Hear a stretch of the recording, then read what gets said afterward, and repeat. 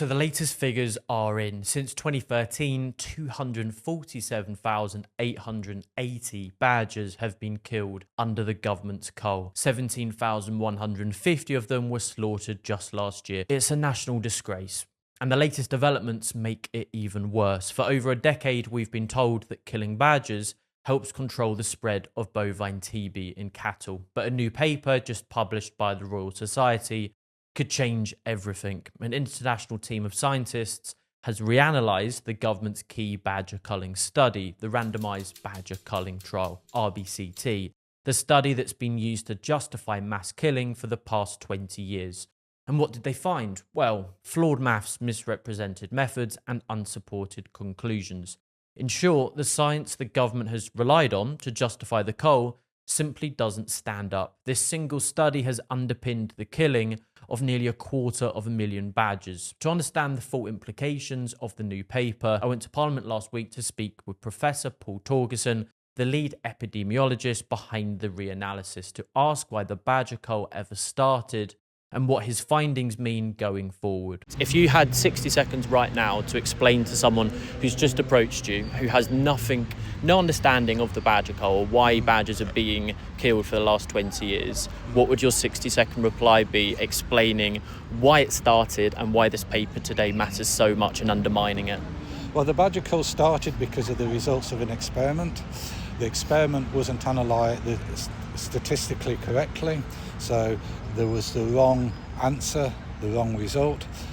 This resulted in the government starting the badger culling campaign, and that's where we are. The public have been deceived by poor statistics, by inadequate statistical analysis of a trial that was supposed to settle this issue. And here we are in 2025, and groups like Protect the Wild are still being forced to fight to end this madness. I asked Paul to explain more about what his team uncovered. So we've seen literally, over 100,000 cattle being slaughtered, over 240,000 badgers being slaughtered over the past 20 years, all based on basically shoddy and poor analysis of a trial that happened back in 2006. And this paper today basically undermines the analysis that took place on that trial and sort of undermines the entire 20-year period of badger culling itself. Yes, I think that's correct, yes.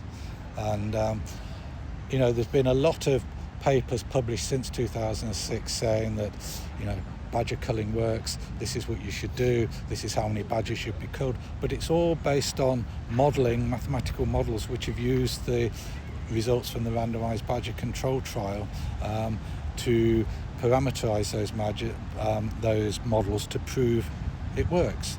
And the only really independent study after that is the one published in the Vet Record in 2022, which actually, shows there wasn't an effect of the government policy of culling badgers on bovine tuberculosis.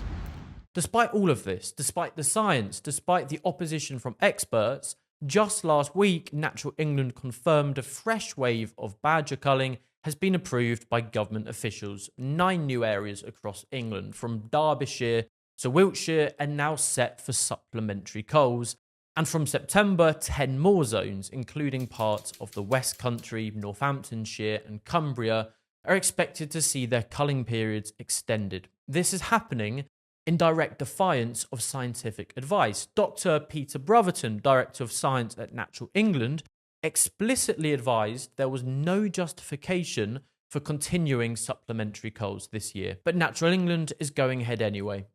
Honestly, what more is there to say? When scientific experts are ignored, when the foundations of the policy have been torn apart, when even the government admits culling is ineffective, and yet it still continues. I mean, yes, our petition to end the badger cull has reached 100,000 signatures and a parliamentary debate will follow, but let's be honest, will it actually change anything? Don't get me wrong, we're not giving up. Protect the Wild and others will keep fighting this brutal cull with everything we've got. But right now, you can forgive me for feeling a lack of hope with all of this. I'll leave you with this final clip, a short, unfiltered rant I filmed that sums up the absolute disgrace of where we are today. So I'm here stood outside Parliament today because, of course, an explosive new paper by Paul Togson has been published, and it shows and explains what we've known all along, that the scientific basis for the badger cull for the last 20 years or so now